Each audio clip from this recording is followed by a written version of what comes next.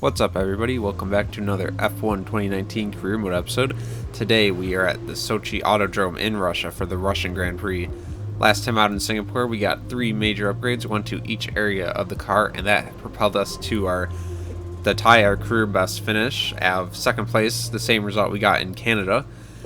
We almost beat Lewis Hamilton. If we had one more lap, we would have overtaken him and got our first career win, but alas, we do have to wait. We did have a failure last time out that is coming in this week, a fuel consumption upgrade, an efficiency one, so that should allow us to burn less fuel than we previously have been doing.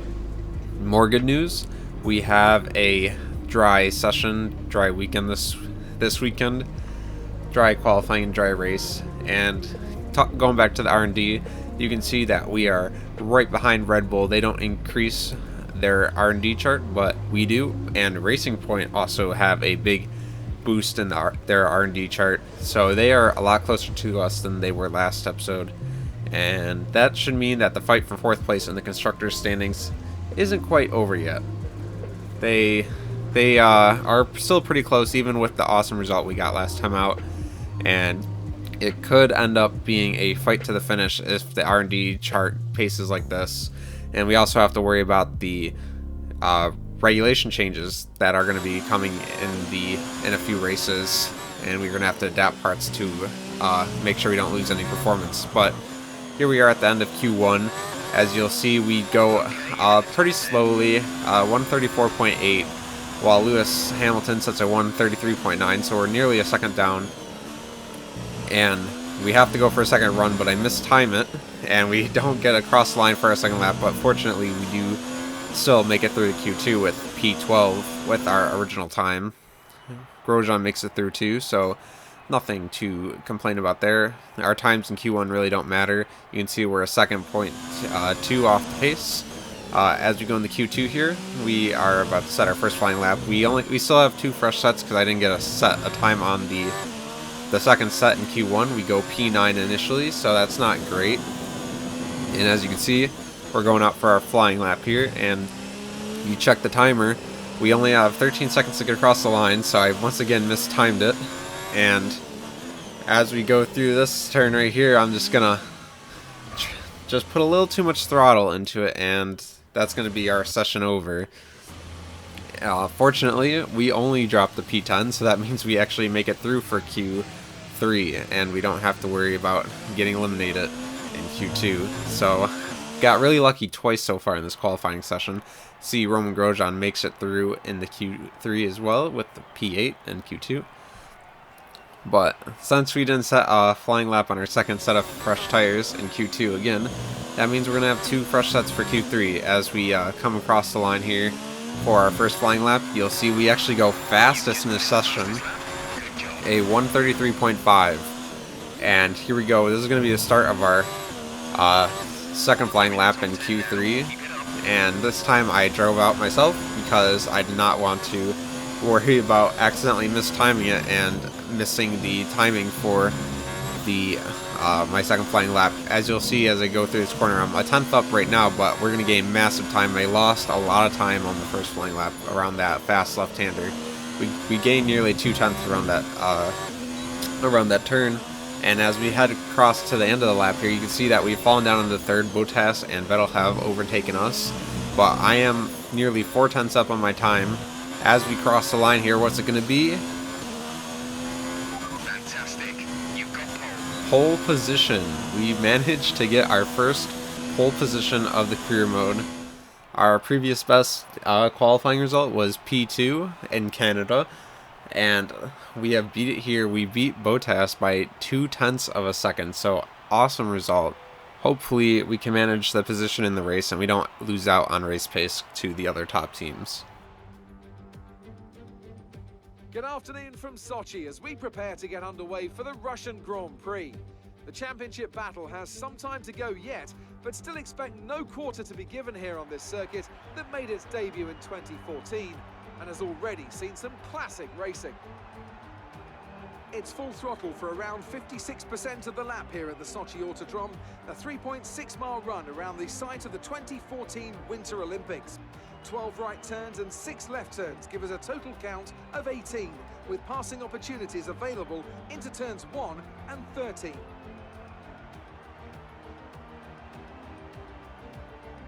And I'm joined once again by Anthony Davidson to bring you the lowdown for today's race. Let's talk about Bird.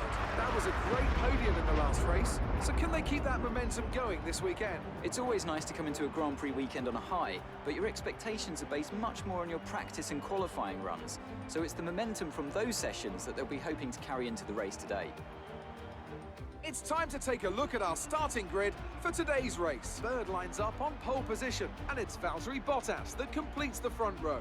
Moving on to the rest of the grid, we have Vettel, Verstappen, Charles Leclerc and Hamilton, Butler, Perez, Grosjean and Daniel Ricciardo, Gasly, Hülkenberg, Lando Norris and Raikkonen, Stroll, Giovinazzi, Daniel Kvyat and George Russell. Kubica and Lucas Weber completes the grid.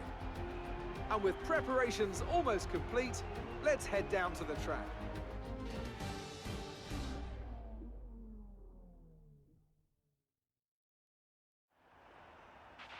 Okay, remember to protect the inside on the run down to turn 1. Make yourself as wide as possible, robust but fair. So here we are in the grid. As you can see, it's going to be a simple one-stop strategy, a soft to medium strategy. Tire wear isn't really an issue around Russia. We are going to have to load up on fuel though, so we can keep the engine in standard and rich mix as long as possible throughout the entire race, because this is a power circuit. There is long straights that you do have to defend from overtaking on. As you can see, we are leading off the field, and it's something I'm not used to. I had to make sure I wasn't going too fast on the formation lap because I'm used to just following the AI around. But this is the first time that we are leading it off. But here we are, 5 red lights, and away we go.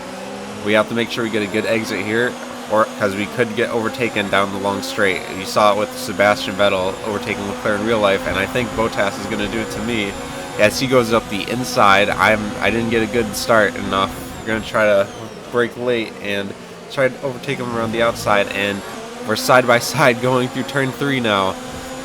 Who's gonna get it? I do have the inside for turn 3, but for turn 4 Bottas is gonna have the inside. Brake as late as I can, but Bottas is just gonna try to pinch me off, and he takes the lead on lap 1. So unfortunately for us, we do lose the lead, but we are still in second, and this race isn't over yet. We will get an opportunity to overtake the long straights, super powered slipstream and DRS coming lap 3. But for now, we have to just wait behind Bottas. You can see I get the rear end a bit out of whack as I put the power down a little too much. But that's going to cost us. We're not going to get that great of a run on Bottas. You can see that we're barely catching up to him, and it looks like we're going to have to wait to overtake Bottas. We go as late on the brakes as possible. A bit of a lockup, almost running into the back of Bottas, but we were a bit too far back to overtake reasonably. Here we are on lap 2 now. You're going to see that Bottas is just getting away from us right now, and Verstappen's catching me napping. He's trying to go up my inside on a non-overtaking straight. He has the inside, and he's going to go side by side still. He has a car advantage, and he makes the move done. He caught me napping, got a great exit out of turn 4, and that's us down to P3. But the Red Bull does not have a great engine compared to us, so hopefully we can make an overtake. We're down the second DRS straight here in Russia. Lap 2, so no DRS available yet, but we are going to have the engine advantage. As you can see, we are side by side with Verstappen. We're going to go up the inside, and we get the move done. We overtake Verstappen, get back up in the P2, and all this fighting has let Bottas get away even more, as you'll see. Bit of a lockup from me, so that left-hander was a bit of hit or miss for me. I would usually get it right, or I'd get it wrong like that. So that let Vettel be on my back end. As you can see in the upper right corner, you can see Vettel's nose cam, and you can see how much he's gaining. DRS isn't able to slap, so he's just gonna fly by. He gets cleanly around me. I tried to brake as late as I could, but I couldn't get alongside Vettel, and he gets P2 now with Verstappen behind him, P4. Coming down the main straight, lap 5, DRS enabled. We are going to start rapidly catching up to Vettel here, but will we have enough to make a move in the turn 1? No, we won't. But we will close up a lot of time, and we will have the advantage going into turn 3 if we can make a move, which we can't. We can't really catch Vettel. The Ferrari does have an awesome engine. A bit of a lockup, go deep into the corner to the runoff area, and Verstappen's going to overtake me again, and that's us off the podium, P4, unfortunately, and we're going to have to sit in P4. We're going to have to sit in P4 for a few laps now. Lap 6, you can see Verstappen's ready to make a move on Vettel here. They're going to go side by side in turn 1. Vettel on the inside, block up from Verstappen. I had to swerve a bit wide so I didn't make contact. But now Verstappen's going to try to make a pass on Vettel going around turn 3 here. And it looks like he's fully ahead of Vettel, which means Verstappen is in P2 and Vettel's in P3. But Vettel's not going to take that sitting down. On the DRS straight, same lap, Vettel's going to use his engine power and DRS to completely just fly by Verstappen. Same as he kind of did with me on that straight a few laps ago. But Verstappen won't take that line down either, because he's going to have DRS on lap 8 now, as he's going to try to overtake Vettel. They're going to go side by side in the turn 1 once again. And will Verstappen be able to make the same move? The same lockup occurred. I had to go wide yet again to avoid running into the back of Vettel. And will Verstappen be able to make the move down? He's not ahead of Vettel like he was the first time. Vettel's going to keep the inside line and kind of squeeze out Verstappen, but that's going to cause Vettel to get a bad exit. And we're going to be very opportunistic and make the move on Vettel. That's us up in the P3. Vettel's kind of alongside, but we squeeze him out. And that means all we got left to overtake is Verstappen ahead of us. As you can see on the mini-map, Bottas is way farther down the straight. So all this battling is just let him just get away with this race. We're going to fly by Verstappen. Like I said, the Red Bull doesn't have that great of engine compared to the Ferrari engines, and with DRS, Verstappen stood no chance. Lap 10 here, you can see we have broke away from Vettel and Verstappen in the pack behind a bit. There's like a huge amount of cars in a slipstream train right behind, and you can see that Grosjean's at the very end of that, so I don't know what's happening with him.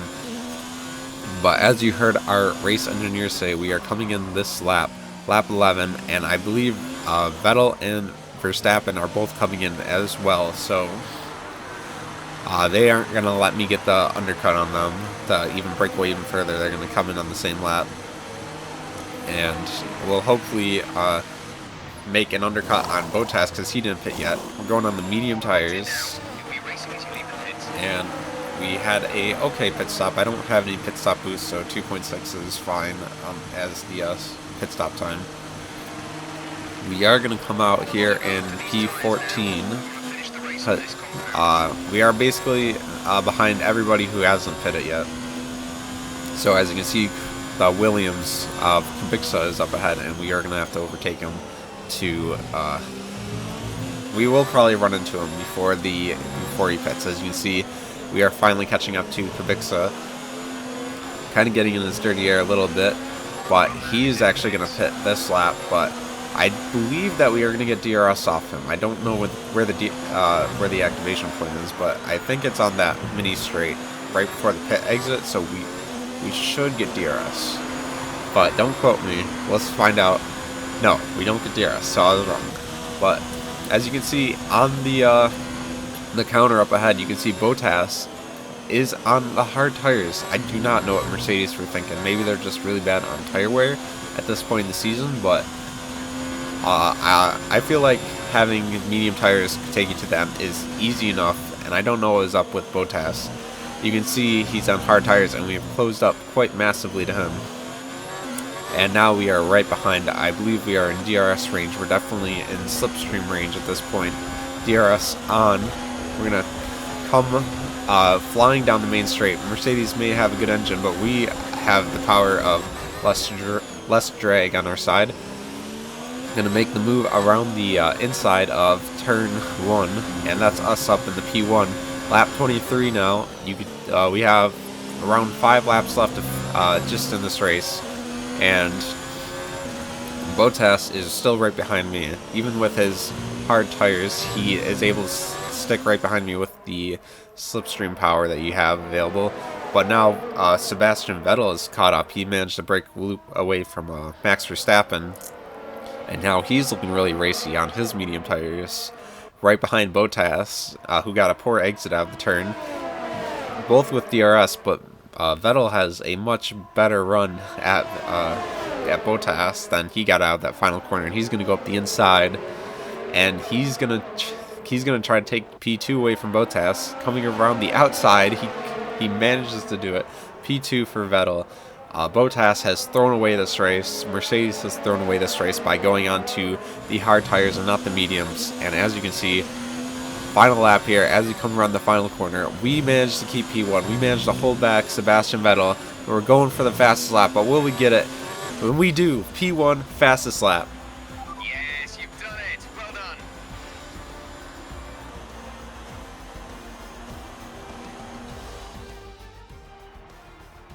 What a fantastic Grand Prix that was, and an excellent win for the Haas team. Anthony Davidson, what helped them deliver this result, do you think? Well, they certainly stood out as a driver with tons of confidence on the track.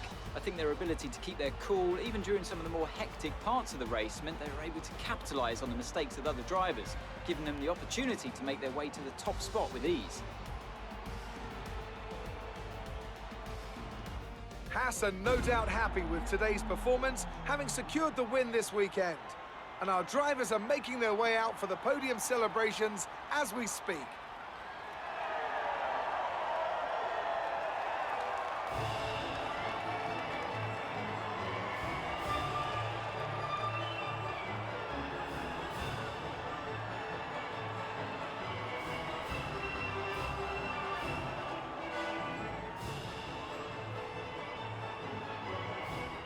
So our very first victory in F1, and we come away with full points. 25 for the race win and the fastest lap, getting it on the very last lap of the race. We completely crushed Vettel's time by 4/10 on that last lap too, on worn medium tires. It's fantastic. Grosjean, not as fantastic as we did this race.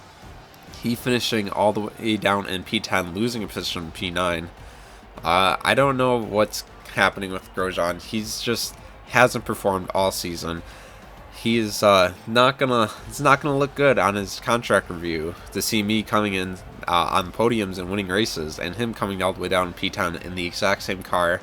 You can see we are P7 in the standings, only 11 points behind Max Verstappen. So if we keep coming with performances like this, we might actually be able to get 6th place. But Grosjean is fighting for P11, which is very, very disappointing. But fortunately, we are P4 thanks to mostly my points. 49 points ahead of Racing Point, with a great weekend for me at least. I don't remember where the Racing Point's finished. I didn't really look, but we are 49 points ahead, and at this point that's mostly secure as long as we keep performing. If we don't have like a double DNF in the future, then we will be able to secure P4 for the 2019 season. Good day today. Let's have your take on it. It was more like Dodgems than Formula One today, wasn't it?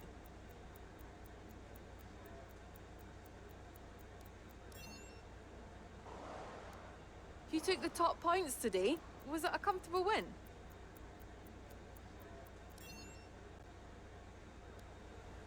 Appreciate your time. So, fantastic race from us. We are going to get full points in the rivalry breakdown once again, just like in Singapore. And that's going to lead us to almost beat Perez. We're only 2 points short, and we're only 5 points short to beating Grosjean in the rivalry. And we do get our contract objective of completing 6 practice programs. That was never going to be an issue in the first place. But just wanted to say congrats on the podium. It's thoroughly deserved. We were sweating those last few laps on the pit wall, but you Well, brought it thank you, home. Jeff. We do have contract negotiations right Looks now, like one of your rivals is also going to and becoming historical Emma event. is just If you choose to talking take about one, stuff it might that help doesn't your really name apply out to me there. right now, and we are gonna do the contract negotiation here. We probably have a right to demand a lot of perks because of our recent performance. It's been a great time to finish second and first. It's gonna help me boost my contract objectives. As you can see, I have level 3 in the race bonus, level 3 on the upgrade speed, and level 3 on the simultaneous development. Basically, mostly what was already proposed. I'm gonna raise pit stop efficiency to level 2. Okay, that proposal looks good. It seems all parties are happy with the deal, so it'll commence at the next And race. that's going to put me basically exactly at my right value. First driver, medium team goal, and expect a finishing in qualifying and race in 7th place. So, pretty fair contract. Maybe a little too easy on the qualifying and race position, but if you have a bad race, the team's not going to be mad at you for it. So, we do have 1,700 points to spend on the R&D chart here. No announcement on the R&D reset quite yet, but we know it's coming, so we are gonna take that into account for picking parts to upgrade this weekend. We are gonna upgrade I was considering upgrading the drag part, and we will, because that's going to lead the R&D chart further down the tree in the future. But we're also going to do a department quality control upgrade on the aerodynamics and a quality control upgrade on the... I don't remember which one it was. It was either the engine or the chassis, and it looks like it is going to be the engine. So we do have a quality control upgrade. We really want to maximize the amount of parts that aren't failing in the future, because that's just going to cost us a whole lot of R&D chart that could be, or points that could be used to further develop down the chart instead of having to wait a race for a failed upgrade. But hopefully that minor upgrade keeps us in the game a bit, keeps us ahead of the racing point as I kind of snort. That was really gross. But regardless, hopefully we can finish out the season strong and then keep the car in a good position to fight for the championship in Season 2. That's all I got for you guys this time. If you enjoyed the video, make sure you leave a like, and if you want to see the rest of Season 1 and Season 2, make sure to hit that subscribe button to be notified of any future videos I upload. So, I'll see you guys in the next one. Goodbye.